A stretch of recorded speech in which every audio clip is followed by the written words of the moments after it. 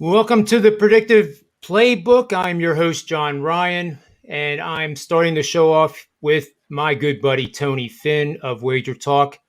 Welcome to the show, Tony. How about that Manny last night? Right at the end of the show, he slipped me a piece of paper, remember? Oh, you were getting your shot. Yeah, yeah. Oh, well, That was my, that's Manny, my the story. proprietor of Manny's Pub, slipped me a piece of paper and said that you bet the 76ers with everything you have. When? Oh, last night? Yeah, Oh, he did say that, huh? that's what he said. I have the piece of paper right here. You know, we have to have a long talk with Manny because as soon as someone tells you to bet something with everything you have, Well, you know, Manny, he's he's the proprietor of a great Irish pub. oh, I thought this was a Mexican pub. I mean, look behind me. I can't do. I can't see it far. It's a long ways. Yeah, No, well, that's Manny, good enough. Manny's been Did you? And through. did you? I didn't listen. I split my NBA. Remember, as I exited yesterday to go see the doctor or the drug dealer, whatever you want to call him. Rob and I were speaking. I knew it. I told Rob. I said, I'm pushing the envelope with Memphis to go 3 in a row with them and 3 games in 4 nights. It was a little too much. They showed some fatigue late in the fourth there. So I'm glad you got Philly. I'm glad you got Philly. Well, to your point, I would never bet everything I have, but I think what Manny meant, like bet everything you have in your pocket. Oh well, that's everything I have. Like like you carry probably a gold watch with the chain tied to your belt. I mean, you could have used that. Well, yeah, my And good your good looks. looks. My good looks. And you're in Vegas. I mean, that should sell big many Well, times. I've told you, if I've told you once, I've told you 100 times. I don't leave my house very far. Every time I do, they pull me over. They say, "Tony, where are you going? You're way too far away from home." Yeah, I hate those leashes. But I did find out some interesting information on the Kentucky Derby already. Yeah. And I'll share it with you. And then we're going to bring in Ross Benjamin from SportsMemo.com as a Okay. special guest for today for his information and free best bet from him, which I'm anxious to hear who he's going to take. Me too. But in the horse racing realm, and I'm learning kind of firsthand here from Marco D'Angelo, one of the co-founders of WagerTalk. I had him on the show for the Arkansas Derby, and I got really motivated to learn this because usually what it is I watch the Kentucky Derby and I almost take the best stablemate when they're on the track Right. or the best name. So now I'm learning how to bet horse racing. I mean, it is Degenerate Tuesday. Yes, it is. No, it is. Seriously, That's right. I know you know this name, Mattress Mac.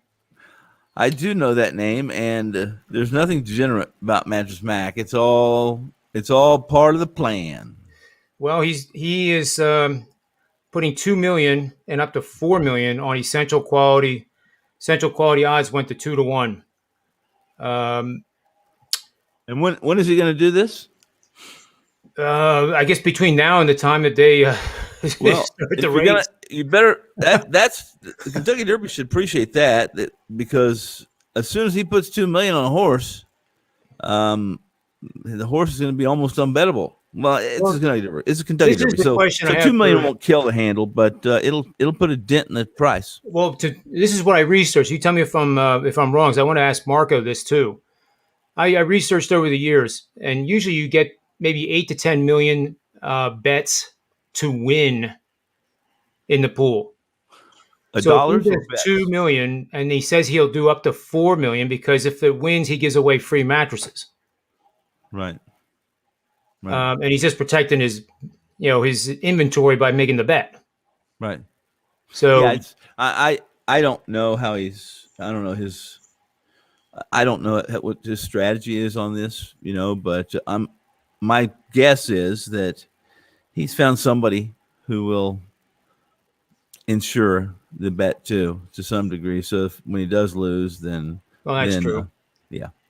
But this gets ended to possibly like maybe 2 to 3 odds by post time. Well, I don't. What's the odds on that horse right now? 2-1, and How much? It moved on the news. 2-1. It moved on the news. Yeah, that makes sense. Well, 2-1. Let me look something up real quick, and I'll tell you. And while you're doing that, I think one of the horses that in my initial research here is worth a look is 21-1 odds, Midnight Bourbon. And how can you not like that name? Because I like tequila. But he did race well recently. And then I also researched the fact that Mandaloo finished 4th in the last prep race. Only 2 horses in the history of the Kentucky Derby that finished 4th or worse in their last prep race went on to win. And it was a historic one in 1957. There was even a book written about it. But that kind of eliminates Mandaloo, I would think. Yeah. That's my initial thoughts on the Kentucky Derby. Yeah. Well, I used to be it would be 40 years ago, over 40 years ago, when I was in college. I lived on there was a short period of time, not very long, just wasn't very long, 6 months maybe. I stayed with a friend of mine who he had a greyhound farm that had about 400 greyhounds, and I lived with him, and I learned. And the time I was going to school down there, I learned a lot about. That's when I really learned about handicapping both horses and dogs, and we would. Of course, I went to school. I went to school as much as I had to. Long story short is that my days consisted of waking up at 9 or 10 after about 4 hours of sleep, getting ready to head to Turf Paradise, to go play a few horses, and then we would go back to the bar to open up, because we only opened from 4 to 2, and we would have the place that we had. There would be a line 3 deep, John, 3 or 4 deep at 4 o'clock to get in, because we served 3-for-1s from 4 to 7. We served 3 drinks for the price of 1. Back then it was $1.60, $1.65, I think. And this was a college town. It was in Tempe, Arizona State, and we were right on campus. So after about a little over a year, that the Arizona legislature put up they put a law that you couldn't do that anymore. You couldn't do 3-for-1s, because we had so many DUIs coming out of our parking lot that we became news most every week. And of course, this is in 1978, 79, right in there. So it wasn't like it would be now. It would be it wouldn't be just irresponsible. Now it would be you would have considerable legal matters in front of you, if you did that now. But back then, of course, it was a lot different. Things were different in the 70s, 60s. I can't imagine you on the Arizona State campus, let alone a bar near Arizona State. Yeah. I guess you played a lot of golf. I did play a lot of golf. I played a lot of golf. Yeah. But we built dog tracks every night. We'd do it all over again. We were bartenders. We only worked about 4 or 5 hours a day is all we worked. We worked from 4. We'd do this happy hour 4 to 7, because we would just be 3 hours of constant. I mean, it was. I can imagine. Fun till Daddy took the happy hour away. Long story short, then we'd come back, close the bar down. We'd do it all over again. A lot of times we'd get somebody to close. We'd get Mark Ewan, who was the GM. We'd get him to close down for us, and we would jump on a red eye, a Southwest Airlines. Great $35 round trip to Vegas, and we would leave at midnight and be back at 7:30 or 8 next morning. I'm waiting for you to say, and those were the good old days. Well, it was a pretty darn good time. I will tell you this much: we had a house between the three of us. We had a house. So I'd saved some money, and I bought a car, a brand new Supra. I don't know if you remember the Supras. Yeah. Toyota? About it wasn't brand new. It had 10,000 miles on it. It was a demo or a dealer, once they drove. I bought that, and I had my rent was 100. All I had was car insurance, no cell phones then, my beeper, and the rent was $100 a month, and then that was it. We didn't have to buy food. We ate at the bar, breakfast, lunch, dinner most always. So it was a pretty good time. A nice house with a pool, and of course the pool wasn't really swimmable because we were never home to take care of it. It was typically pretty green. Well, pools are hard to take care of in Arizona, period. Well, they're here in Nevada, at least I'm home to take care of. I'm pretty meticulous with the pool because I'm in it every day. Well, I believe it. Yeah. Let's bring in, we have a special guest coming in from SportsMemo, making his debut here on the Manny's Pub. I don't know if he's ever been to this pub before, but I'm sure he's going to like it. Yeah. So welcome to the show, Ross Benjamin. How are you guys? Thanks for having me. Well, you heard some of the great stories that Tony Finn has, and I keep encouraging him that I'm going to be his editor, and we're going to publish a book that will probably be greater than War and Peace, but it'll be a type of book that you will read cover to cover nonstop. We already have a ghostwriter. Hey, you know what? You bring back good memories. Lost a lot of brain cells in the 70s myself, but yes. Oh, I survived. Goodness. I survived. Well, they were brain cells I needed to lose because they were just going to get me in trouble, more trouble than I already gotten into. Just think how creative you would be these days, Tony. Well, that would be scary then. According to my wife, I'm far too creative for my own good. Anyway, you guys were talking about horse racing. It brought back memories of a good friend of mine who was a big horse player back in our early days, and I learned a lot from him. He's now the general manager of Batavia Downs here in Western New York. His saying was it wasn't to not bet at all, but he would say bet the ranch, and that was a term that you knew when he said that. It's whatever you could possibly afford at that particular moment in time. So, everybody's got their own lingo when it comes to making a large bet. So that it sort of rang a bell. He's also a guy who told me, I have a hot tip for you tonight. And we're on the way to the track. And I said, what is it? He said, soldering iron in the fourth. And I'm looking at the program and I'm saying, there's no soldering iron running. And, hot tip, soldering iron. So, yeah, he got over on me on that one. Yeah, it sounds like something Manny would do for sure. Anyway. So I know you're a new member of the SportsMemo team and family, so welcome to that. Thank you. And glad to be aboard. Yeah, it's tremendous, tremendous family. It really is. Both WagerTalk and SportsMemo. I could do a 2-hour show just talking about how great it is. But then nobody would come to listen to it because they want sports information and they want Tony's stories. And, that's about it. So I'll give you the floor here. You can give a little background if you want, or you can get right into your free pick. Feel free to direct people to your SportsMemo page with any good bets you have going tonight, promos for long-term subscriptions. Floor is yours. Well, thank you. I appreciate that. Right now at SportsMemo, you just go to the site under experts. You'll see Ross Benjamin. There you'll find me. Right now, I'm number 1 in Major League Baseball at SportsMemo with a record of 27-13. And my average play, folks, is minus 109. If you're looking for a guy who's going to give you these big chalks, it's not me. You could deplete your own bankroll doing that. And I like to stay within the parameters without boxing myself into a corner. For the most part, I'm in the parameters of minus 135 and through the underdog cycle as well. So you're going to get a good return on your investment. I'm not going to cost you 3 winners with 1 bet. So number 1, again, 27-14. And by the way, 13-2 since April 18th with my Major League Baseball selections. So one of those runs, I'm absolutely on fire.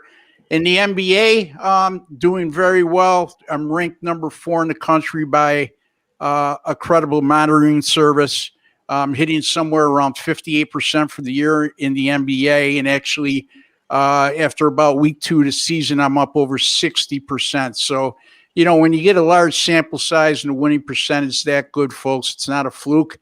And for those of you who want to question the validity of those claims, you could always email me at benjaminsports@yahoo.com. I'll be happy to send you all the documentation as well. I've been in this business since 2003, doing it full time. I don't do nothing else but this. And I really elated to be part of Sports Memo right now. And I know all you guys over at Sports WagerTalk, the best of reputations. I enjoy listening to your stuff. And hopefully I could be an asset, and I think I will be to your crew. And it's getting into the free pick for today. Again, tonight, let me just say what I have for tonight. I have an NBA 10-star top play, or excuse me, Major League Baseball 10-star top play. It comes on a run line. I have an NBA total, and I also have a package with 3 Major League Baseball plays, including 2 totals in Major League Baseball, 7-0 with my last 7 MLB totals as well. For my free pick for tonight, San Diego at Arizona. We got a pitching matchup with Chris Paddock and Merrill Kelly. Both of these pitchers have a very good history of pitching against their opponent tonight. Merrill Kelly's off to a tough start, high ERA in his first 4 starts. It must be noted, though, those 4 starts all took place on the road. Kelly in his last 5 starts against San Diego, how about a 1.17 ERA and an 0.95 whip? And since 2019, whenever there's a total of 9 or 9.5 and Kelly's on the mound, 13-3 to the under. Now, Chris Paddock, on the other hand, he's pitched 5-1 to the under in his career against Arizona, and his 1.95 ERA had a lot to do with those low-scoring affairs. And as a matter of fact, his 2 career home starts against Arizona, he is, excuse me for that, 2 home starts against Arizona, a 0.84 ERA in those outings. So I guess you guys could figure out who I'm going to take here. I'm going to go under the total in the San Diego, Arizona game tonight. That total right now is at 9. So a lot of value there in my estimation. Oh, I love the breakdown. That was well done, Ross. Love it. Thank you. I appreciate that, guys. Tony, do you what do you think of this bet that he gave us? I'm ready to go to the window. I'll say this: I'm not. I didn't even enter that room. I don't. First off, Kelly, Merrill, I have avoided Kelly for quite some time because of for several reasons. But this year, Arizona is one of the teams that I'll stay away from for a while, only because some of the inconsistencies from early to compare them to. They're not quite as dramatic, maybe, but this is a team that couldn't hit their way out of a paper bag early, and then they started heating up a little, scoring. Much like the Cubs went from being historically bad in the first couple of weeks of the season to putting some runs up. So when teams are doing that, typically I'm not one. I don't like to step out in front.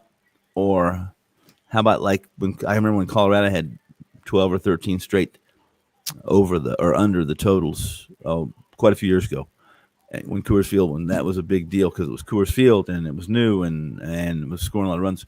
And I stepped out in front of that one time, and it took a 9th inning drop fly ball for me to win that. That's the only reason it went over. It was still going to come in under, and the left fielder dropped the ball. Over it went, and I was, I was sliced bread for about until my next loser.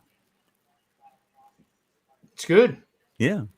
That's why I stay away from Arizona. I didn't enter that room. There was immediately 3 or 4 games that jumped at me just because of the peripherals for the starting pitcher, some of the injuries, the bullpens, the weather, the umpires, that I didn't have to look any further. I mean, I glanced obviously, but they jumped at me, and I knew that they were my plays. And then when I dug a little deeper and did my due diligence, I liked them even more.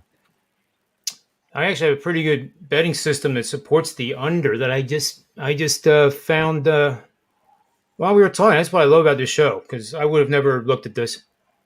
Um, this one hits 69% winners over the last 5 seasons. A lot of action, 77 and 33. $100 bettors made close to $4,000 over just blindly betting this thing. So you play under with road teams with a total of 8.5 to 10. That has a above average bullpen with an ERA of 3.33 or better on the season, facing an opponent with a starting pitcher who Ross mentioned, who gives up 1 or more home runs per start. Yeah. And I love the contrarian part of that. And Tony, you know me better than most. That the fact that we're going under against a starting pitcher that gives up 1 or more home runs per start is the most powerful part of that system. Yeah. That Fox Sheets is pretty good, isn't it, with those systems? That's where I started my I actually have probably it's a nice cheat sheet anyway to start your day when you're handicapping, I have my own databases, but back in the day StatFox was the Bible, and a lot of the systems I do have come from that. But then I warp them. As people know. Then I start, taking. You tighten them up, John. In other words, you take what they give you and you add more queries to it, kind of thing. Yeah, or just different ways of looking at it. Yeah. We actually, talked about, and Tony, forgive me, but we talked about Fibonacci numbers last week. Fibonacci. Yep, Fibonacci. Yeah. And I have a Wall Street background, so those Fibonacci numbers are 1, 2, 3. You add the 2 numbers before it to get the next. And then you take ratios of those numbers, and there's percentages that repeat. And Steve Merrill he knows, and he's big into. He actually trades a little bit like I do, and it applies in just about everything you can imagine. Department store sales. When sales go down, a lot of times they'll retrace a Fibonacci ratio amount. Same thing in sports. So 38.2% is the most common. So in baseball, if a team is averaging, let's say they're averaging 4.5 runs per game, and suddenly they go through a 3, 5, 7 game period where they're averaging 38.2% or more than their season average, and it's after the 40th game of the season, so you have a good sample size, then that's when these things morph into, instead of being 65%, they start producing 78 and above. But that doesn't mean they win, at that rate. I mean, that also means 75% system, as we know, means it loses 25% of the time. Yep. So, but I like those odds though. 75%. You get a betting angle that high. It's like you alluded to. It's got to be a pretty good sample size over numerous years. I mean, I don't look at betting trends at all. If I do look at team trends, it's there has to be under the same coaching staff. For example, in the NFL, you got a guy like Mike Tomlin, who's been with Pittsburgh for 15 years. I'll look a little bit, take those a little more seriously than I would other team trends. But you guys are familiar with Mark Lawrence, I'm sure. Yep. I use the same handicapping software in basketball and football as he does. The 4D handicapping software. It cost me about $15,000 back in 2007, and it's been worth every penny to me. So I'm a big believer in algorithms, but you can't. You also have to can't. I just don't. I'm not married to one specific end of handicapping. I like to blend it all together. If that makes sense, guys. Like I'm talking about pitching numbers here. Then if you have a good betting angle, then like Tony alluded to, miscellaneous stuff like umpires and weather in baseball mean a lot too. Yeah. It's try to take everything and put it all together, and sometimes that could be taxing, but when you do it every day for a living, it becomes second nature, as you guys know. So. Yep. That's awesome. You might as well. We don't have our next guest yet. If you want to hang out with us for a little bit, that's fine. And then I got a message from Rob. He's coming on soon. Checks in the mail. So I had the pleasure of having David Bearman of ESPN on today, and I love golf, and I love the DFS, and I must say, David, on 8 consecutive shows, has given out profitable results in all 8 shows. I've never seen quite anything like it. He went 7-1 in the RBC 2 weeks ago. This past week was where they played partners, so that there's just not enough history with that kind of event. And I really, when they play partners, it's alternate shot. So one guy tees off, the next guy hits, and it's just a totally different event that doesn't really have any betting history. But the information that he gave out again today was spot on. Corey Connors was one of my guesses that I figured he was going to be on again, and he's getting, I think, 22-1 to win. But what David does, he instead of betting to win, you bet top 10s, you bet top 20s. You might be getting, instead of 21-1, you might be getting plus 350 or 325. But it's better to win plus 325, isn't it? Yeah. It's always better to win, period. Yeah. I mean, and in the Players' Championship, we were talking, and again, the exchange of information is pretty powerful. And I changed one of my players, and I forget off the top of my head who it was. It might have been Cam Smith. I can't recall.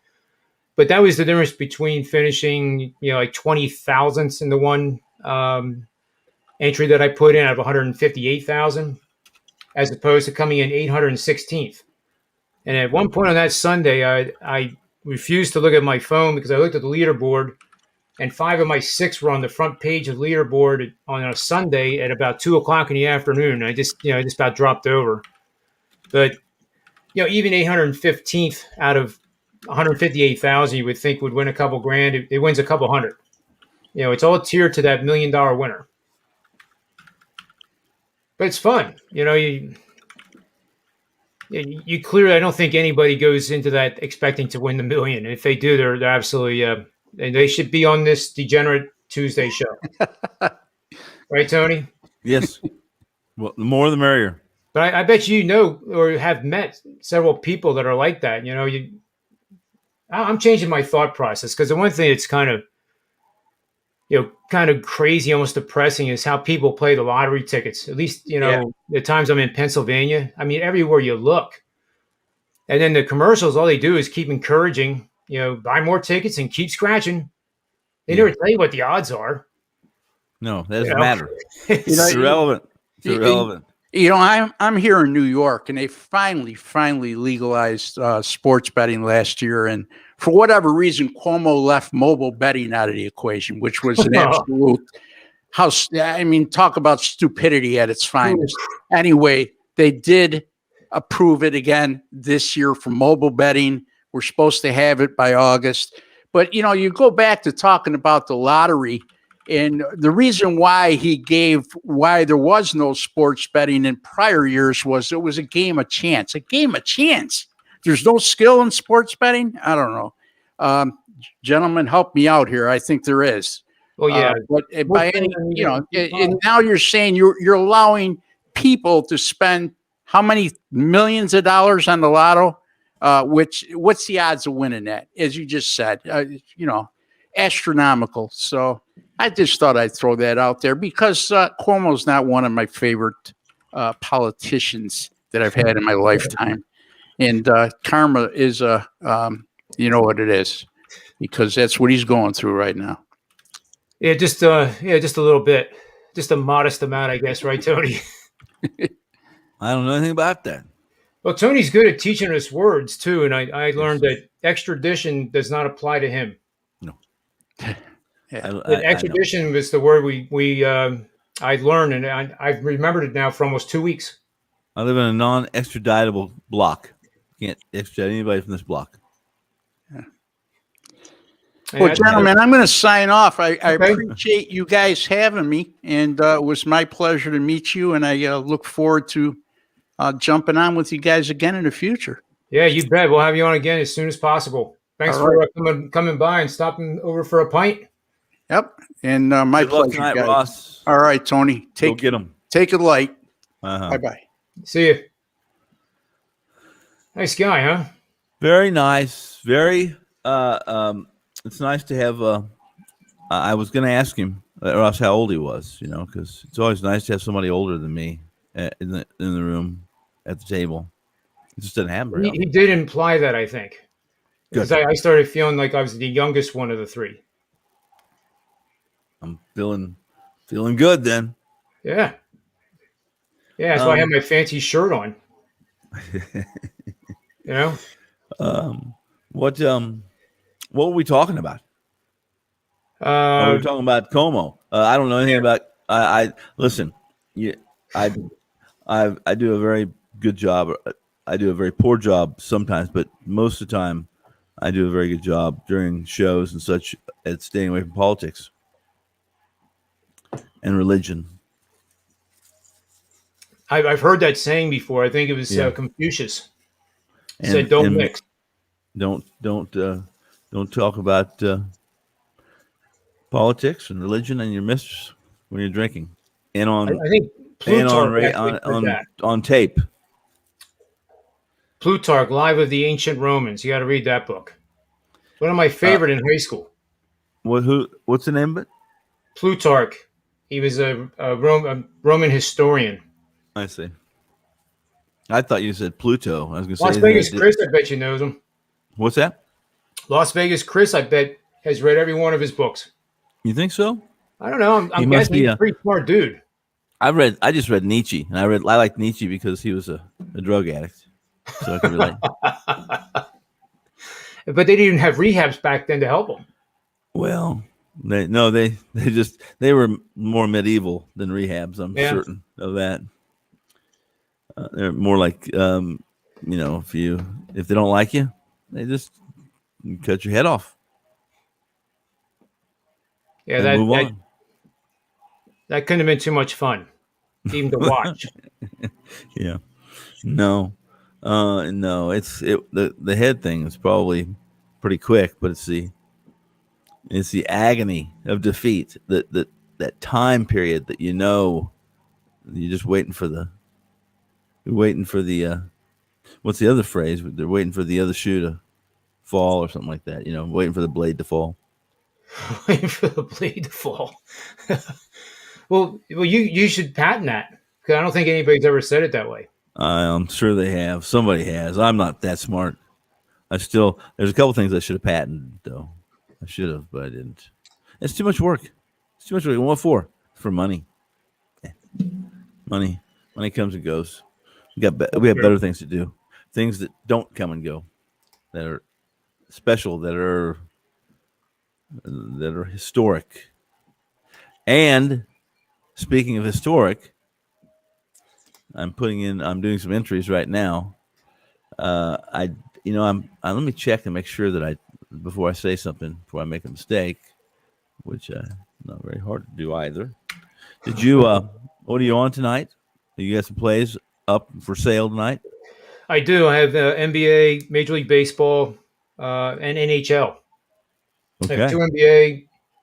I also have a promo for $99 using JR99 as a coupon code, and go to my profile page, and you pay $99 for the next 5 weeks, basically, all the way to May 31st for all access. Very nice. So it saves about $300 roughly. So it is. I would like to think it's a pretty good deal. Yeah. How about you? I'm putting them up now. I've got to get them up. It's getting late, but I've done a lot of work today on some other things, and there was a couple. I was waiting on an umpire to confirm an umpire because it didn't meet the criteria of the rotations, typical rotations for umpire. So I got that was validated and confirmed, and I was waiting on some lineup issues in the NBA. And I think we've talked a little bit about that on the show. I have refrained. It still happens occasionally, but I've refrained from overnights simply because it's just been crazy for a year now. Dating back to really probably January of 2020. Is really kind of when things started getting kind of helter skelter. So, and I released overnights, and I've just been burned too many times. I made that made an ass of myself. I made some assumptions that I know better than make. So, easiest way to do that is just put yourself in a situation where you verbalize what you're going to do, and if you don't do it, then you can be called out on it, and somebody can put you back on track. See, Well, that's why you always need somebody to put you back on track. That's why nobody I have reaches no their I have no potential when problem with they that. There's a bunch of people that love to put me back on track. I'm not You're a necessarily lucky back on man. track. They just love to put me in my place when I've said something that maybe wasn't that didn't happen. That I'll project something that just didn't play out that well or that way. Everybody has a different viewpoint. Yes, But it is subjective.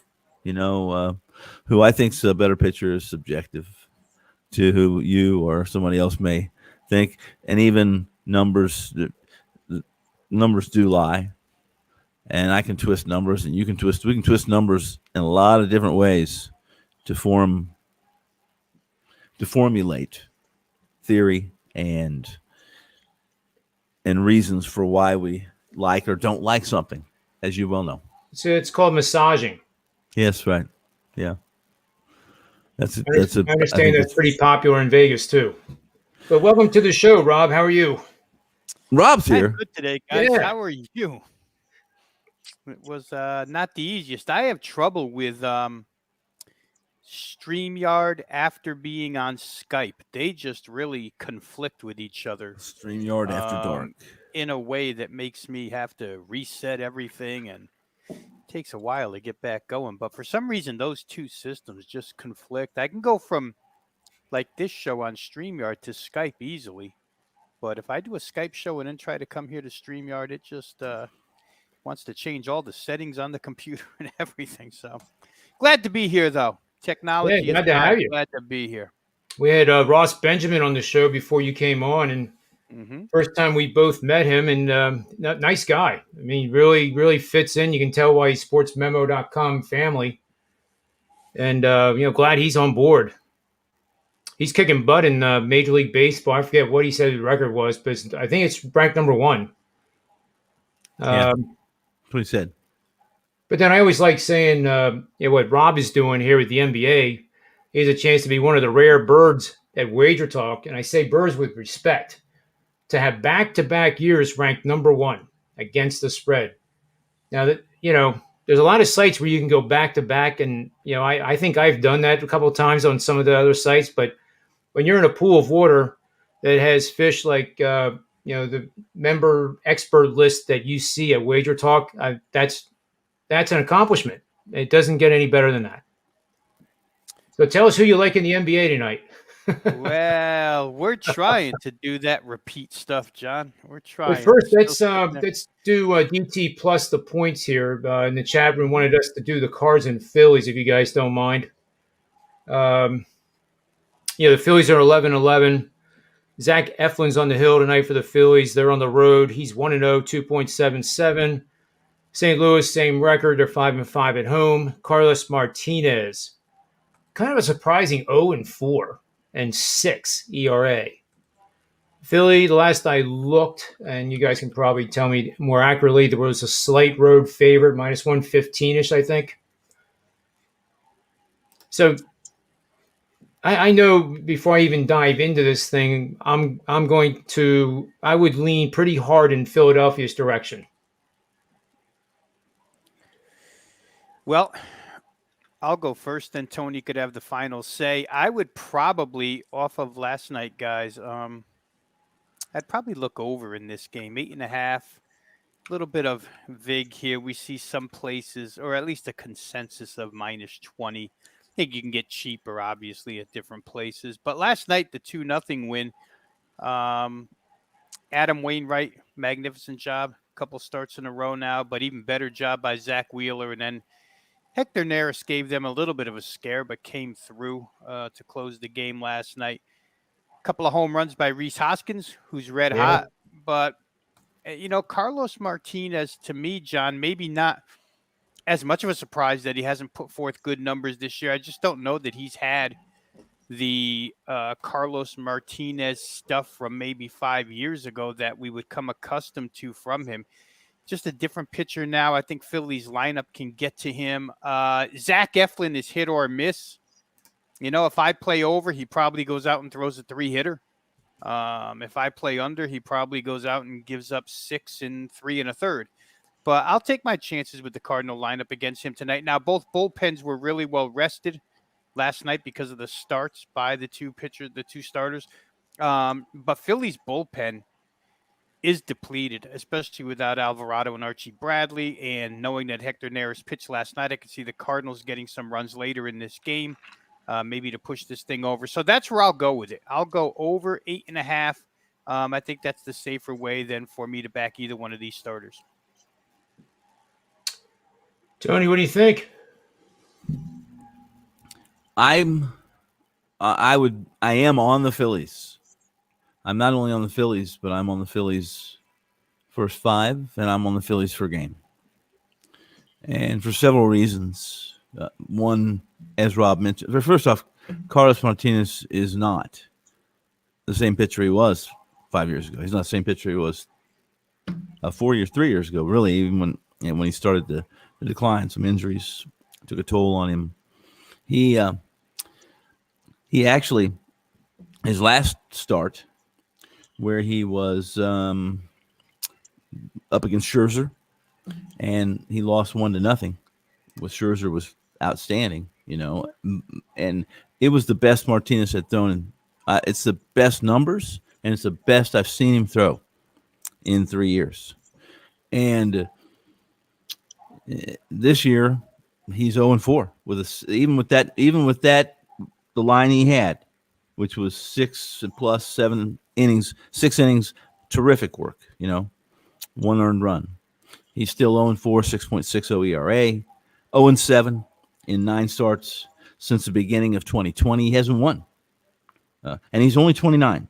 But some pitchers, reach their pinnacle or their peak earlier than others. And listen, Carlos was one of the best pitchers in baseball 4 years ago, 5 years ago. One of the best. He doesn't have that the rotation that he used to have. He doesn't have the command he used to have. Confidence was an issue with him for the last few years.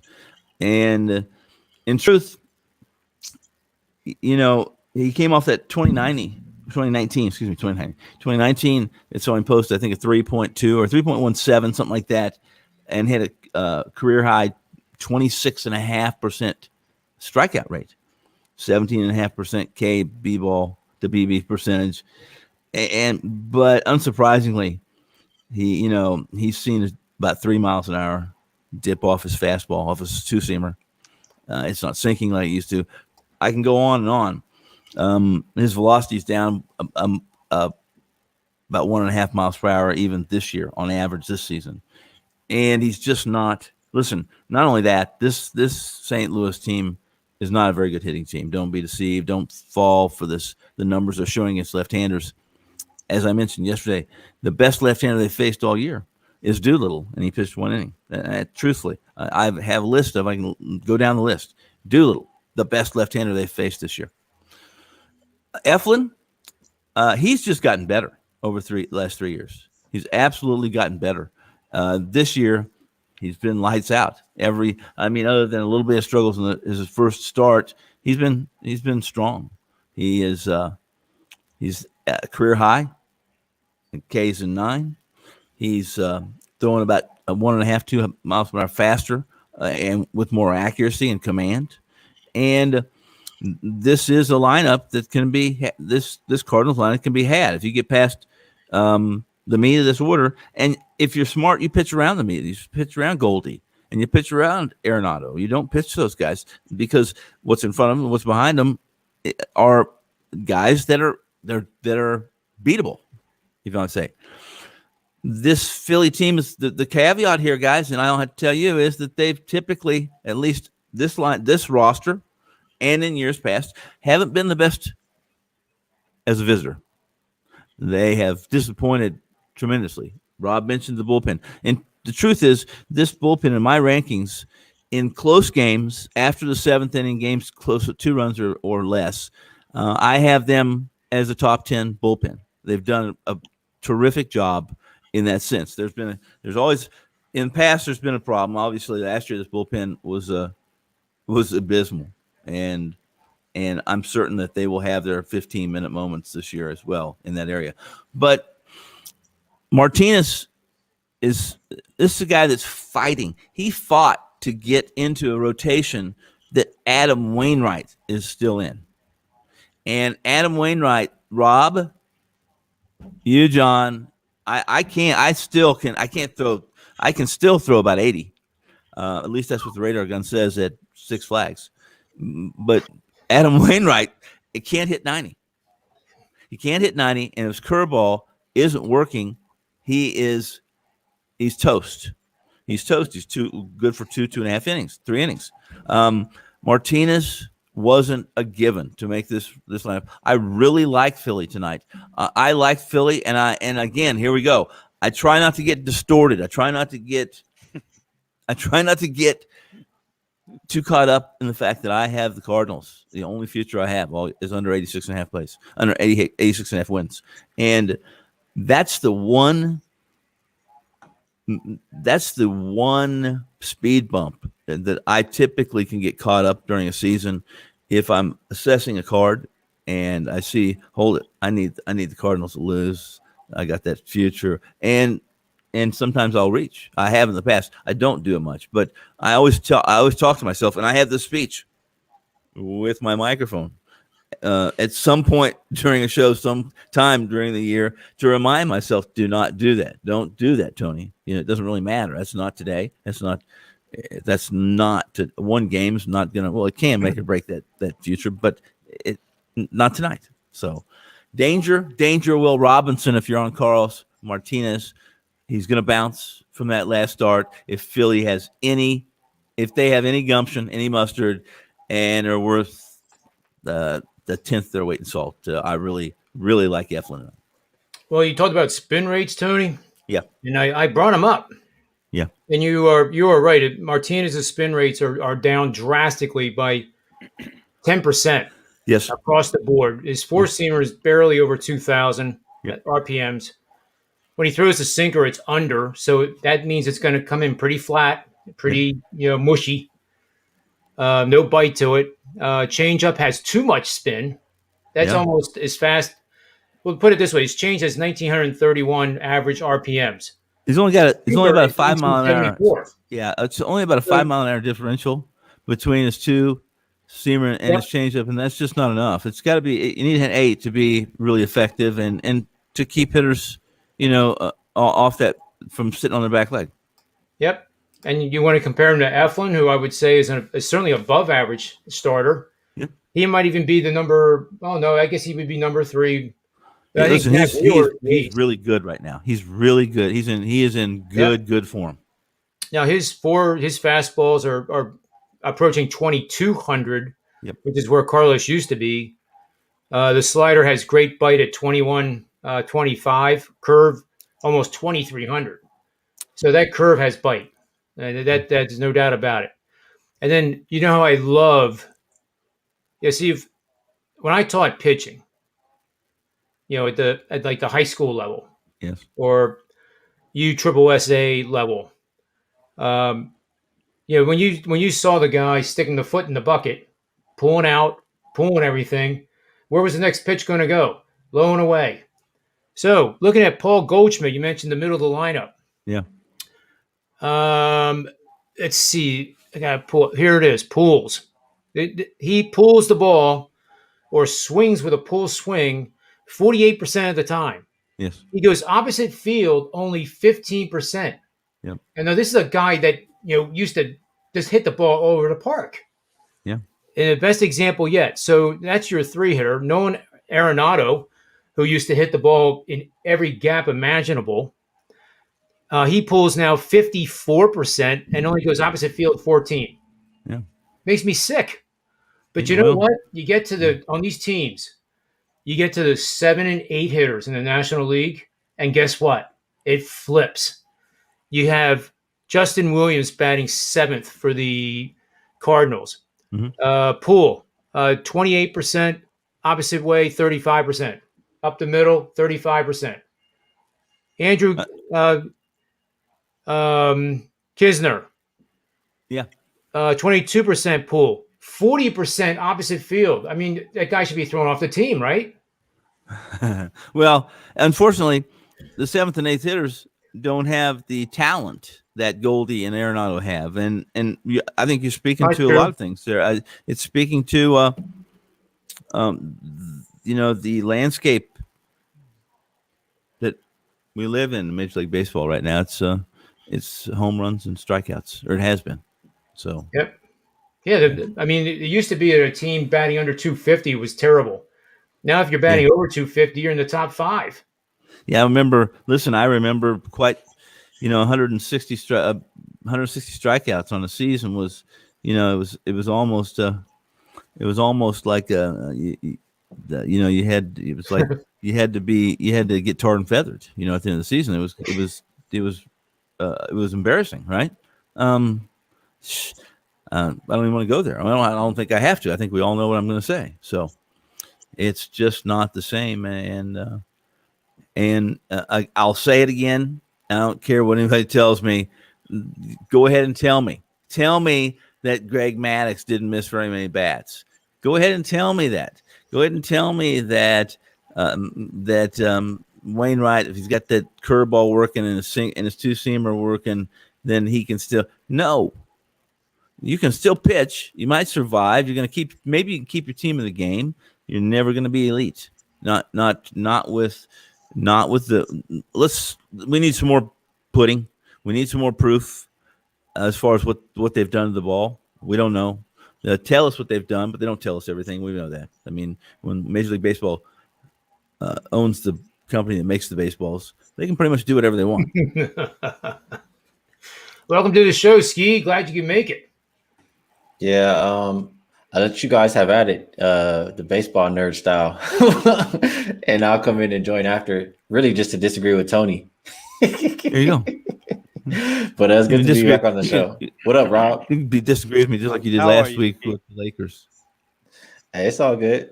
The Lakers did their thing for me yesterday. I saw they were going to let you. I read the tweets. They said Ski is no longer even mention the word Lakers if they lose this game. Yeah, never in doubt. Yeah. Now we do have a guy, Bill McDonald, in the chat room. Wants us to. He's nervous doing the Trailblazers laying 5.5.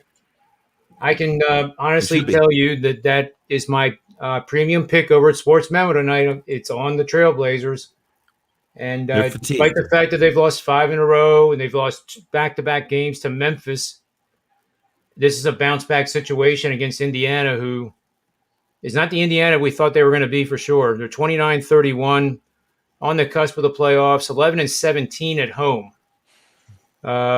Portland 32-28, fighting for their playoff lives too. And I just think that at this particular moment, Portland is the better team, and they are supported by a wealth of analytics. Yeah, that's not my issue with this game. My issue is I remember I was leaving Rob yesterday from the show. I had to go see my drug dealer, get my vaccine, my 2-kilo vaccine and stuff, and I heard Rob say something about the Indiana over. Maybe it wasn't yesterday, maybe the day before. I don't remember what it was, but that they're playing faster, et cetera, et cetera. Well, they've made some more wholesale changes to. I've noticed that Indiana's become this team that I can't put my arms around. They used to be a team you could put your arms around this team, and you knew what you were going to get. Or at least you knew, for the most part, what you were going to get. They were going to attempt to execute what they do or what their MO and scheme was. But I didn't like their pace in the last game. Didn't like a lot of things they did, and I don't know how that worked out for you. I don't think it worked out very well for you. Well, don't you think Memphis just took Portland out of what they wanted to do? Well, no, Memphis. First off, Memphis is the best team. They may be the best road team in basketball. They're much better on the road than they are at home. They have a terrific ATS number. They're great against the number on the road, and they do things well that Portland struggles with: paint points. Portland. They just don't. They haven't for 2 years now. Since they lost their bigs, they got a little bit better last year during the late when they made their little playoff run and tried their best to take down the world champ Lakers. But Portland scored 74 points in the paint against Utah. 74 points in the paint against Utah. It's a ton. What about versus Memphis? How many did they score? What's that? Versus Memphis, how many did they score? Do you know? That's I'm talking about Memphis. Okay. Memphis scored 74 against when they met Utah before they played Portland. 74 points in the paint against Utah, and not that Utah's terrific, but guess what? Utah has a rim. Hey, they have a rim protector. Hey, well, I'll tell you this. I like something in this game. You talk about big man. I like Nurkic. You look at what he did the past 2 games. That's kind of what I was looking at versus Memphis. And he had, I think 17 rebounds, 19 rebounds, something like that, both games. Scoring 26 points, 16 points. Who's going to stop him? Oh, my bad. This is the wrong game. Oh, no, this is the right game. The right game. Yeah. Who's gonna stop him? My bad. But the starting lineup for the other team, the guys are just like 6'7" and below. It should be another matchup for him to feast. So I like Nurkic to have a good day on the boards. 11.5 rebounds over plus 110. And I like his points, rebounds, assists too. It's at 28.5. I think he's going to have a good day. That's who's going to score in the paint today, Tony. Tony, before I let Rob speak here, I pulled up points in the paint average for the season and allowed. So Memphis is number one, 56.4. And not even close, really. Yep. 54 for the Pelicans is number 2. Pacers are 53, and that's who they're playing tonight. But the Pacers allow 53. Yeah. Memphis allows 47, so the positive differential is there. Then the worst teams, total points in the paint is the Portland Trailblazers at 38.2. So you have complete opposites here. Yes, you do. So I must be a nut taking the Portland Trailblazers tonight. Well, no, I don't think you're a nut. The one thing that Portland doesn't care. They don't care so much about where you score. Their whole ambition is just to outscore you. Yeah. They're not terrific defensively. They're just gonna, they believe that they can. I firmly believe that every time Lillard goes to the floor, he believes it's his last game. He plays that way. He plays with that kind of heart. And with him back, when he was out for a while, I thought, let's put it this way. I think Portland showed a little fatigue. Lillard has played so hard for so many games he played for a month without McCollum, and they've played short benched and put in a lot of minutes this starting 5, this first rotation for Portland. And I thought they showed some fatigue the last couple of games. That's only why I would have. And then I looked at this total for tonight. I liked the total in this game until I looked at the number, and I said, I'm just going to run from that and scream like a girl. 242. Are you kidding me? I'm kind of stepped aside, back away from Portland and Indiana because I didn't like what Rob and I talked about Portland several times. The way they had changed completely. They'd completely changed their dynamic, and they quit playing. They weren't very defensive, and they were playing faster.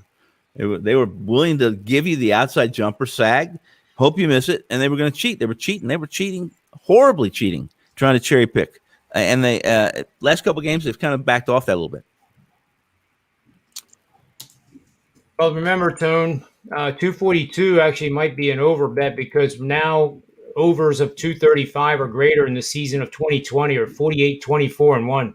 I know it, but I know those numbers. I know it, but when I see a 242, and I know everything has to go right. I don't care who you are. I don't care if one team's playing in wheelchairs and the other's playing on skates. Everything has to go right for a 242. One bad quarter by one team, and it makes it pretty tough. And to your point, no, I can't say it. So let's turn it over to Rob and see what he's got here in this matchup.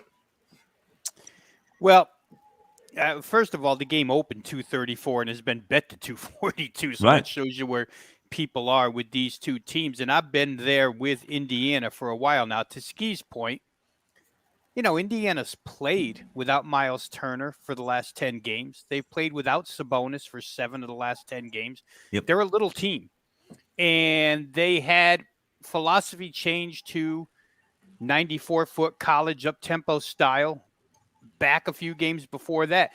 Their last 11 games, if in fact you're inclined to play over 242. Now, 5 of their last 11 games, they have gone over 242. So that's almost 50% of the time in their last 11, they've gotten this high. They got this high their last game with Orlando. Orlando moves at a snail's pace. They got the 243, I think. The game before that, 2 nights before, I think, or the night before, they played Detroit. Total was around 226, and they got the 224 with Detroit, another team that moves at snail's pace. Indiana's real easy to figure, guys, as far as totals are concerned. Yeah, for weeks and weeks and weeks on the NBA Tip-Off Show, I said with Golden State, the points are always available. That team is Indiana now. There's 192 field goal attempts against Orlando. Are you kidding me? How did they get the ball up that many times against Orlando? There's 192 field goal attempts against Detroit. Are you kidding me? How do you get the ball up that many times against Detroit? These teams don't shoot that way.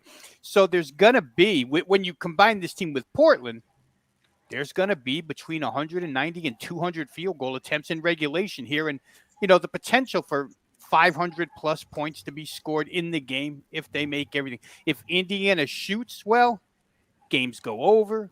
If Indiana doesn't shoot well, games stay under. You don't have to worry about the pace. It's always going to be there. You don't have to worry about Portland falling for the bait. They'll fall for it. I think in reference to the question that was asked us, John, 5.5, I have the same feeling about being scared of Portland. And this is a really big situation for the Portland Trailblazers. Now, again, we can divide this team into 2 pieces. They can't beat over 500 teams. And we've harped on that for a while. Damian Lillard has harped on it. We can't beat the elite. We can't beat the elite. And they just prove it game in every time they face a team, including the last 2 losses against Memphis. When it's a good team, they lose. Whether it be by 1 point, 2 points, 3 points, we don't really care how close they come, they lose. Indiana doesn't fall into that category. So in this case, if you're just matching up personnel, boy, Portland looks like the far superior team.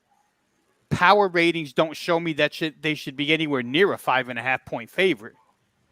So obviously, when the numbers are that drastically different, I'm a little scared to lay it. I think fundamentally, situationally, you would think Portland should be an easy win here. And it's the first game of a road trip. Inside the standings here, I think, what are they? 1 game behind Dallas for that 6th slot where you don't have to play the play-in tournament. So obviously this road trip means a ton to Portland. This game means a ton to Portland. First half, they're only -2.5. If you think they can get out quick, then maybe you take them first half to win by 3, maybe in what should be a high-scoring first half. I think the total there is 123. But I'm a little leery because if Indiana shoots the ball well here, then this could be a close game. That being said, if Portland comes to play, guys, I could see them creating separation second half. Indiana's a very, very depth-shy team as far as talent is concerned right now. Ski talked about the front line. It's small. You go through their bench, and it's just not a deep bench with talent. So, and I could make a lot of cases for Portland. I just don't like where the number is. Well, here's I guess a counter, Rob. And I think this is on the WagerTalk NBA show, which if you haven't seen that, you got to go watch it. I don't know if any of you guys were on it today. I think Steve Merrill was. But this is one of the reasons. Betting on road favorites revenging a same season loss and is coming off a home loss. They're actually coming off back-to-back losses and a 5-game losing streak. That's the record, 63%. And then if the road favorite is not playing on back-to-back nights, which is important, it becomes 36-19. So 66% winners, which also implies 34% chance of losing. So again, like on a day-by-day basis, yeah, Portland might win tonight. They might get killed. But this system, if you would play it over the course of a season, you probably end up with some money to rub together. But again, now I'm confused just on the matchup, because the points in the paint was something I didn't consider, and that is pretty big. And Indiana's given that up to everybody, John. Yeah. I mean, they just can't match up.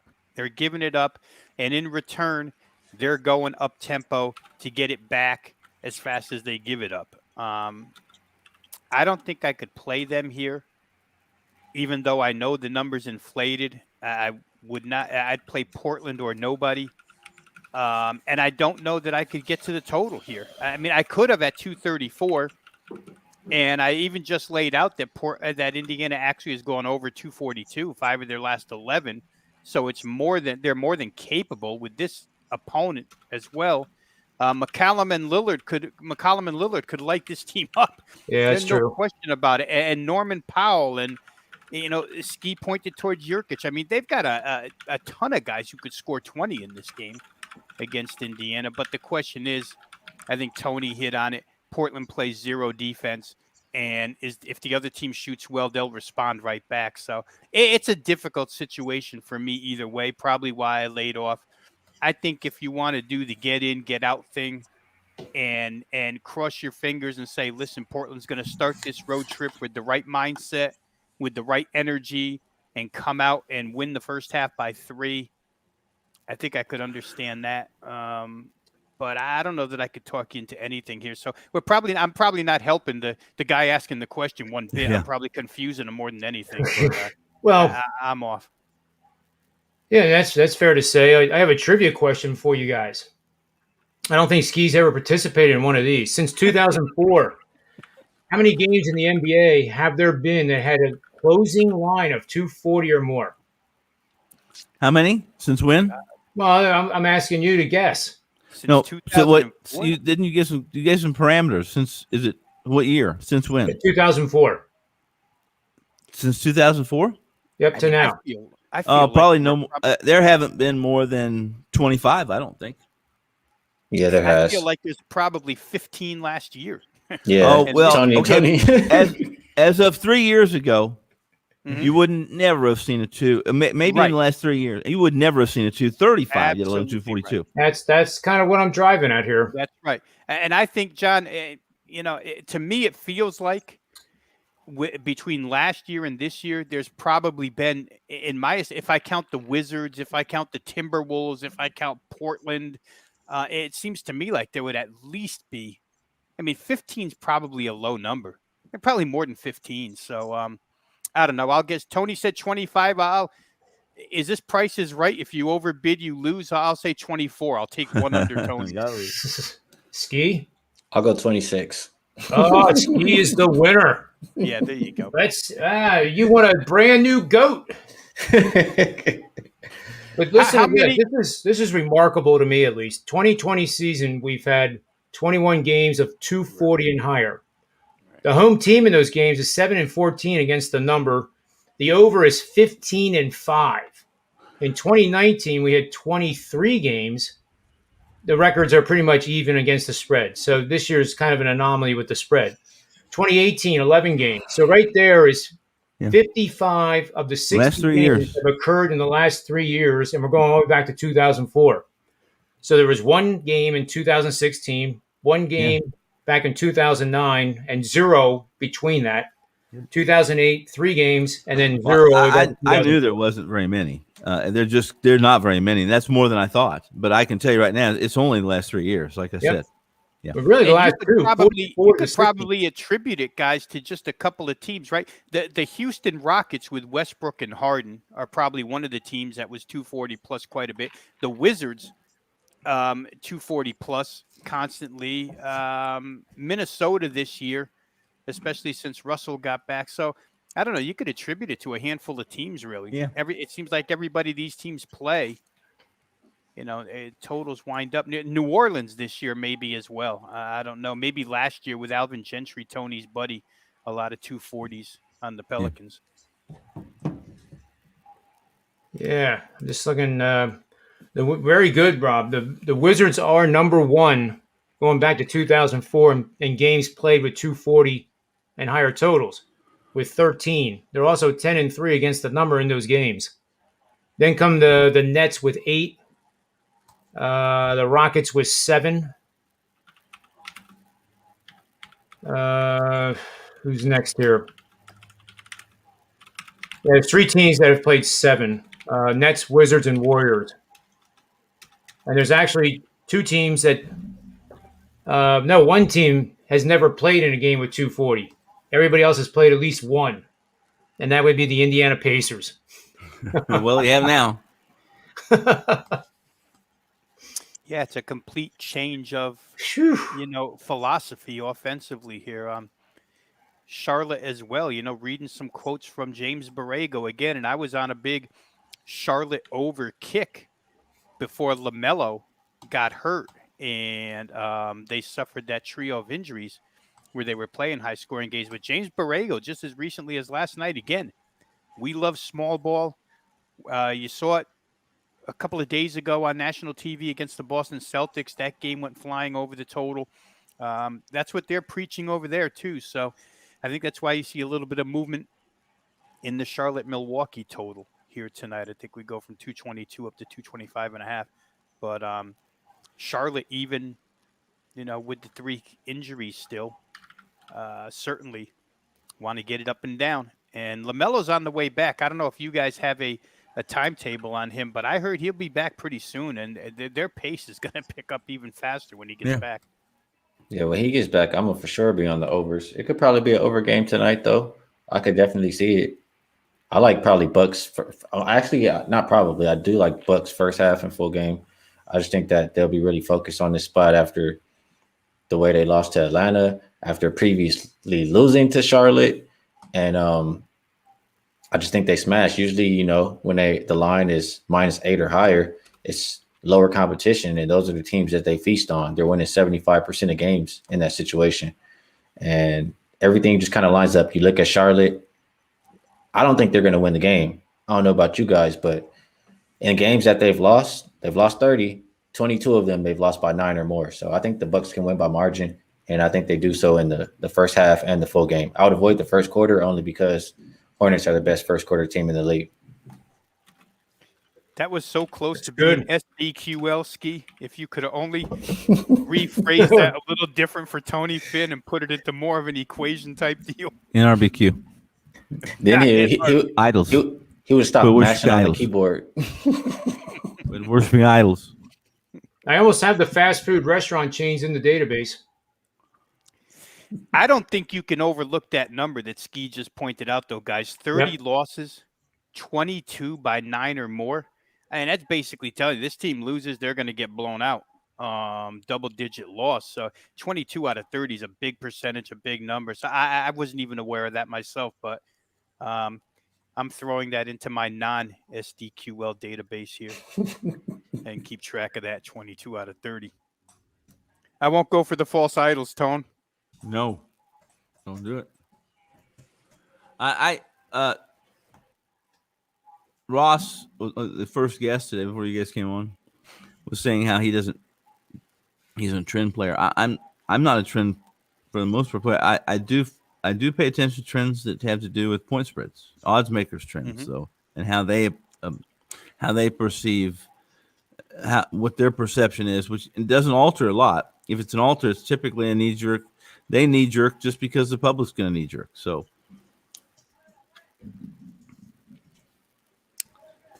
Do you like in-season stuff, Tone? Stuff that's happening this year? That Yes, could be I don't. trending? I don't pay any. Listen, it's unless they're a public team. And what I mean by that is Yankees, Lakers.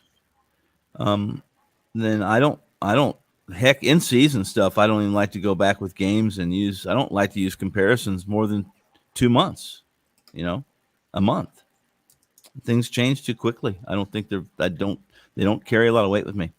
Right. No, the only reason I ask because I agree. I mean, the technical angle, if we just divided handicapping into 3 fundamental, situational, and technical, the technical angle, I may use that one time a year. Yeah. I just find that coaching staffs change so rapidly. Yeah. Philosophies change. We just talked about Indiana changing their offensive philosophy in season, Charlotte changing in season.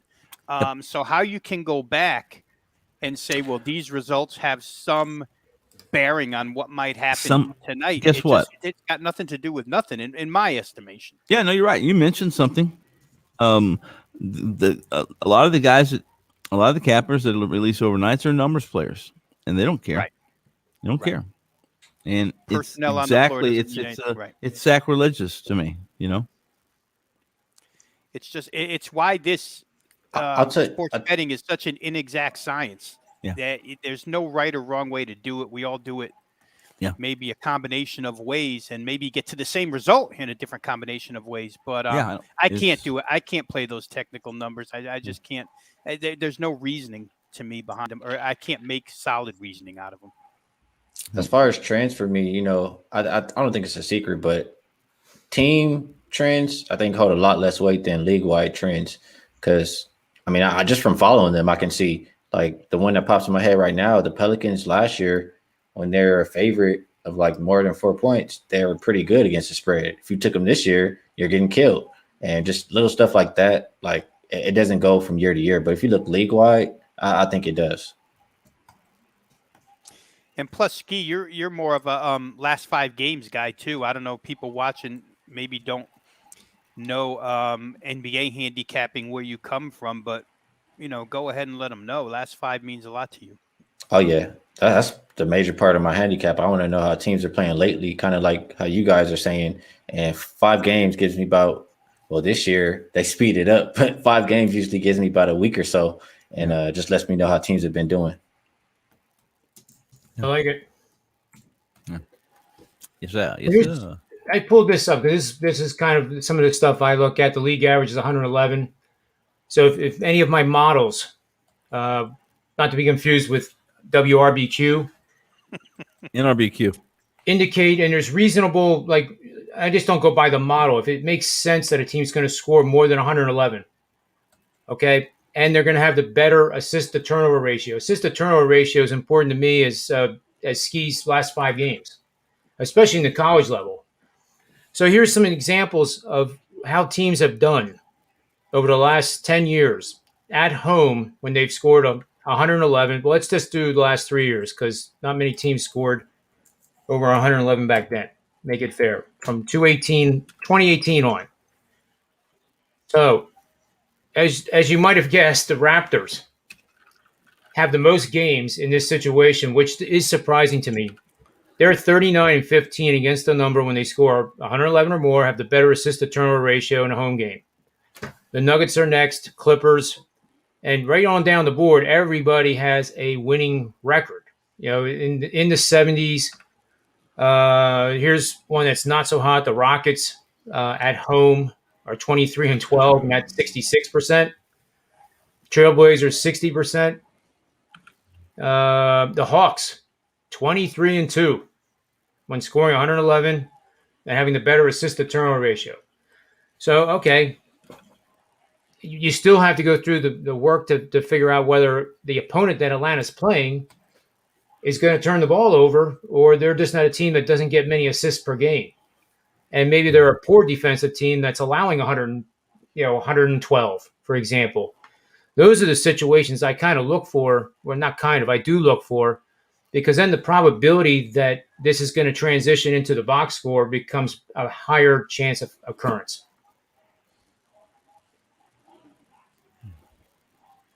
Any questions here, class? No, no, sir. No, teacher. You I don't you think all I were dead silent. I thought, oh my God, I didn't curse, did I? Now I'm watching these lines. I want to get the best of the line in this Mavericks game, and I'm waiting on injuries and just seeing like I want the Mavs, but I want the best number. If everybody's ruled out, I I like still want Dallas them. too.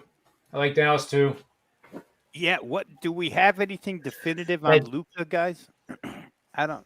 Not Is yet. Luka He's questionable, and that's a great point because problem? I think he. What is the line doing? Well, I mean, it Um, went Golden State's way huge yeah, it's early. 5.5 now. That probably means he's not playing. Is my guess. Well, and yet they sit with the question mark next to his name still. I mean, that move happened hours ago, up to 5.5. Porzingis, no. Josh Richardson, no. But then Luca question. I just again, and Dallas goes out and blows that game to Sacramento. Remember yesterday's show, John? I was saying there's just no way if you're the Dallas Mavericks. Remember their injury list Yep. looked like this yesterday. And while we were on air, we were wondering how many of them are going to play because they may think they can scoop by Sacramento with only one or two players and they could rest a bunch. But there was no way they could lose to Sacramento after making such a big stink about not wanting to be part of this play-in tournament, 7 through 10. And then they go out and lose to Sacramento. So to me, I have a hard time, unless he's really, really, really injured. I have a hard time not seeing Luka Doncic play in this game against Golden State. They got to win a game. Golden State's schedule, the remainder of the way, fairly easy. They have a good chance to move up the standings. But more than that, if Portland wins tonight and Dallas loses, either Portland moves into a tie for that 6th spot or they move ahead of Dallas. I forget which it is. I'm not staring at the standings right now. But, you know, again, for a team that made such a big deal about wanting to be one of the top 6, I just can't see them giving away games by having Luka sit if he's not really hurt that badly. We'll see. I agree. But, I think Ski's right though. I think you bet Dallas here with the 5.5 and take your chances that he doesn't play right. because you're getting a discount to the market already. It's probably at least 5 points. And the Warriors are banged up as well. And there's 4 guys missing from that team too. So their rotation doesn't go deep, but you're always afraid of Curry.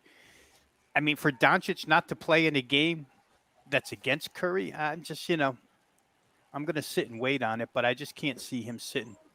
Tony, you got the best Dallas and Oklahoma City information of anybody with your connections, and you should be helping us out right now. I don't know about Luka. I think he's playing. I'll put. Let's put it this way. They need to win. Well, I don't. You guys, I know that. Listen, they need to win. Everyone needs to win because a team needs to win. I love that. I love the.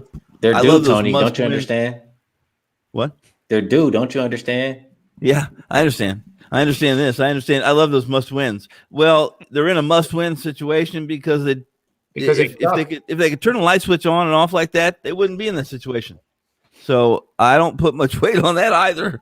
The must win situations where this team's in a must win. We got to play them. We got to bet them. We got to back them. We got to throw our money across the counter because they must win. I've never heard the world champion being put into a must-win situation. Think about it. Have they ever been in the team that wins the world championship has never backs against the wall. I disagree. Somebody will label their game. And I'm going to tell you right now, the Lakers had a must-win. The Lakers had a must-win game in the last game. Yep. Whenever they lose 2 or 3 games in a row, that's something they don't do. They're not a losing team, so they're going to look to bounce back, and they treat it like a must-win game.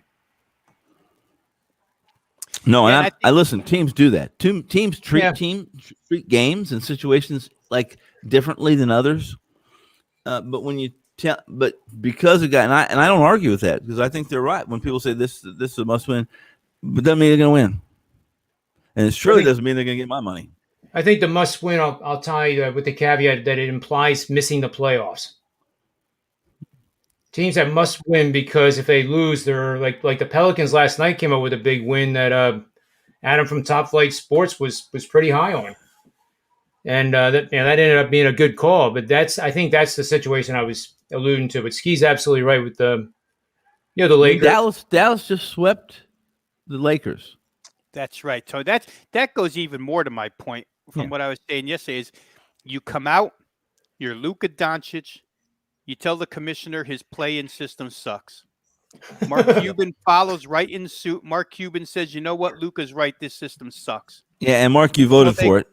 They go right. Exactly right. He's just backing his player, right? But then they go out and they beat the Lakers 2 in a row. And in the second game, they come back from 17 down or whatever it was to win that game. So without they're Porzingis. obviously trying without Porzingis. So they're obviously trying to get into that 6-hole. Last night, what do? They go out and they lose to Sacramento without De'Aaron Fox. God knows how they managed to pull that off, but they did. I think injuries. more to my point, not necessarily that they have to, must win. But I think if you stretch that out even further, where Luka's concerned, they have to at least try to win. And trying to win means you put Luka in the game. It doesn't mean you sit him down next to Porzingis, next to Richardson, and let Curry go for 50 and find yourself in 7th place after you told the whole world that's not where you want to be. Rob, I agree. Rob, famous saying, the other night, it was last night. It was last night. I was leaving the show, and you were talking about. We were talking about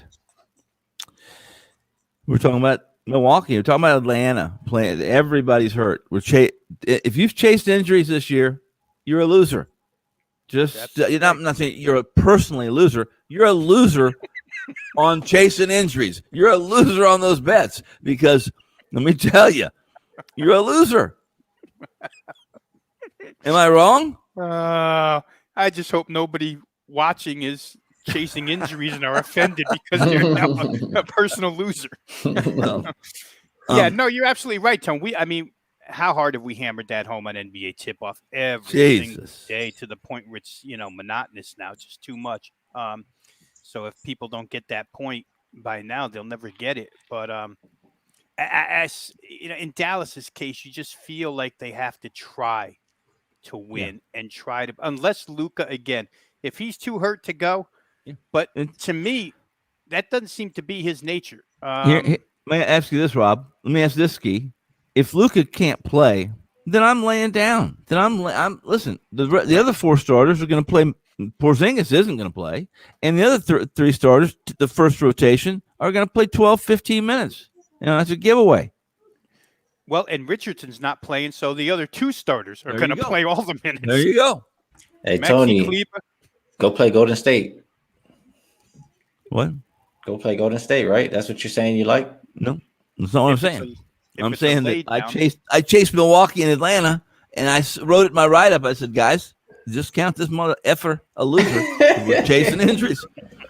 Chasing injuries. What's the money line on this game?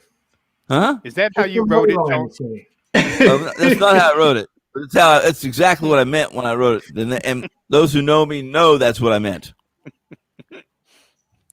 Oh, man. The money line, John? Yeah. I'm showing Golden State consensus wide minus 210 as a 5.5. Yeah, that's not enough for me to take Dallas.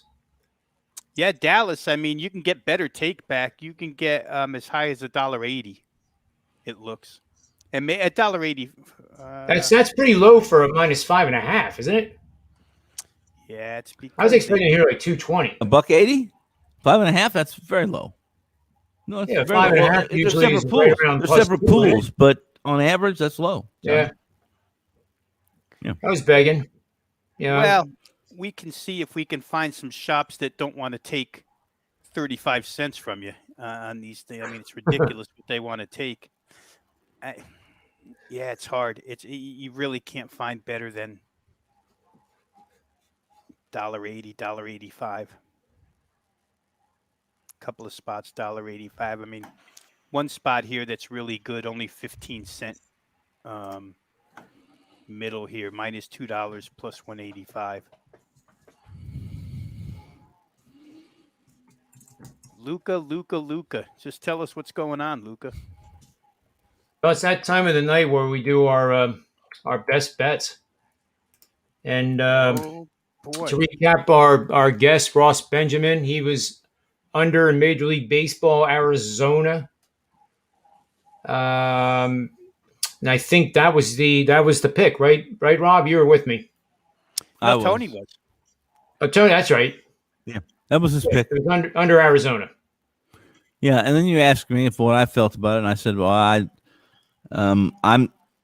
there's certain teams I'll stay away from after what happens in April. I'll stay away from a while, and Arizona's one of those teams simply because it looked like they couldn't score a run they were playing St. Sister Mary of the Blind, and then all of a sudden they score some, and the same applies to the Cubs. They were historically dismal, and then all of a sudden, they put up 14, 15. So those kind of teams in baseball, unless I'm spot on them and I seem to be in the same rhythm that they're in, I run for them. I run from them like a girl that's itching the wrong place. So just run. See where it ended. That's where I thought he was going at first. Where do you Rob. come up with these things? Oh I'm man! starting to think Tony Finn's a genius. It's almost like listening to George Carlin. What? It's like when He doesn't even like know who when George Carlin is. I'm telling you, I love it. it's like when your kids are little and you always seem to stay places 5 minutes too long. We stay just 5 minutes too long, and then Tony can let us have something like that. Girls that are itching in the wrong places. What are we talking about? I still didn't get his best bet for the show. No, but you got that. That's better. Best of Tony Finn. Oh my Oh, goodness! Power to lesbians. You know how I feel about There this. we go, John. I knew closed one the was can of coming. worms. Yeah. I've never muted anybody yet.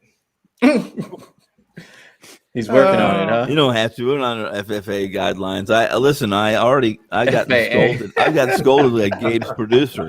It's like, hey, we may be serious, but we're live in San Diego. I said, well, I'll read up tonight after I get off the air. I'll read up on the words I can't use, and then I'll forget 5 minutes later. So why read it?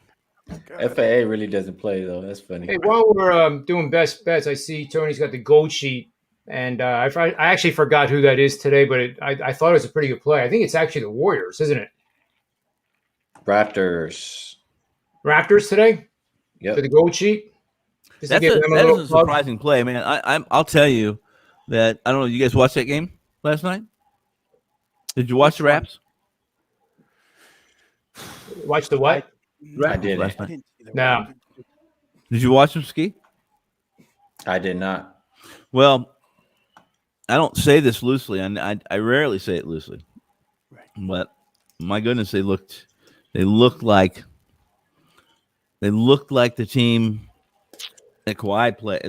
They were doing things that were smart. I mean, they were attacking the rim. They weren't, and they were playing with a little pace, and they were being physical. They just looked really good. Now, that's just one game. We all know that even the four of us can have our 15-minute moment, and hit a 60-foot putt for bogey. So they voted double, but they just look good. They look good. I was impressed. 5 or 6. Just real quick, Tone, I want to build on that. Yeah. Where Toronto's concerned, because about 10 days ago, week and a half, maybe 2 weeks, somewhere in that vicinity, I was under the impression that Toronto could care less if they wanted the playoffs. The four guys were sitting out constantly. Tanking. Van Vliet, Siakam, Anunoby, everybody, right? Yep. And then they won a couple of games without those guys. And then those guys came back and they did a number on somebody. And all of a sudden, I'm thinking, wow, Toronto actually looks like they want this playoff spot, which they're really close to right now. You're right. They look good. I mean, they looked not just good. They looked like that girl that was itching in the wrong place, and you couldn't stop looking at her. They look good. Now, to transition that to Rodney Hood coming back last night, that helps. But Gary Trent Jr. didn't play. Yeah. He won't play tonight, but they do with the four key guys back. And it makes sense because they're all veterans. Lowry doesn't want to lose. Van Vliet doesn't like to lose. Siakam doesn't want to lose. Anunoby. These guys are all playoff players. And I think they're fighting for it. I really think there's a buy signal on that team right now. I agree.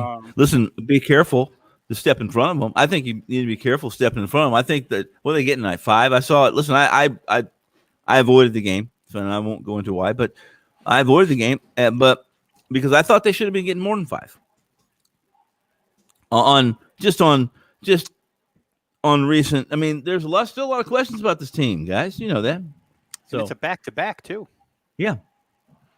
I don't know what's the number right now. Ski, you got it. I'll pull it up. I got everything on baseball right now. It's focused on baseball.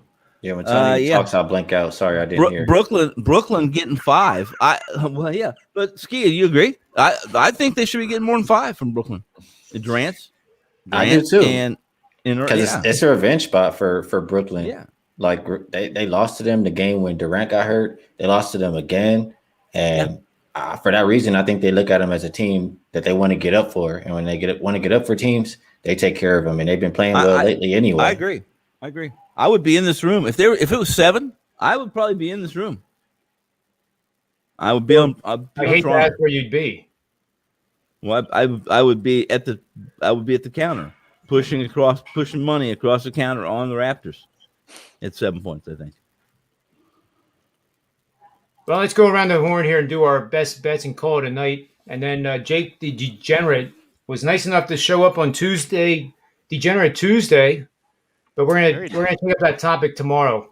How do you determine if you've had a good year, and when is a good time to take out money out of your bankroll was the question. So I noted that, and we'll put that into tomorrow's show and discuss that. I have the answers. I have the best answers for all of those. You can't answer it tonight. Okay. Not after that last. I'm still trying to. You're on timeout. The visual was horrible. It was John Kelly just put you in timeout. Yeah, John Kelly. The visual might be horrible, but that's just a virtual visual. Imagine reality. Ski, can you play that piano in the background so we can hear something else? I'd love to. All right, Ski, who do you like tonight? Best bet. Well, I gave out something on the NBA show. I want to give something different here. I'll go with the Bucks on the first half. Okay. I think that they'll come out and be focused from the beginning. Only reason I didn't take the first quarter is just that's because where the Hornets have had success. But after that, I think it's all Bucks. I like the Bucks first half -5. My pick is going to be the Philadelphia Phillies with Eflin on the hill, boxed. Mr. Tony Finn. Well, that was going to be my play, Philly. So I'll go side. You can join me. Huh?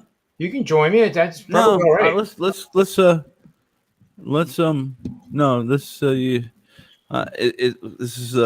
make it, something like let's make a deal or Price is Right. You can't pick the same price. I can't pick the same price. Can't pick the same team. Can't do it. I'm going to I'll step out into the diamond instead.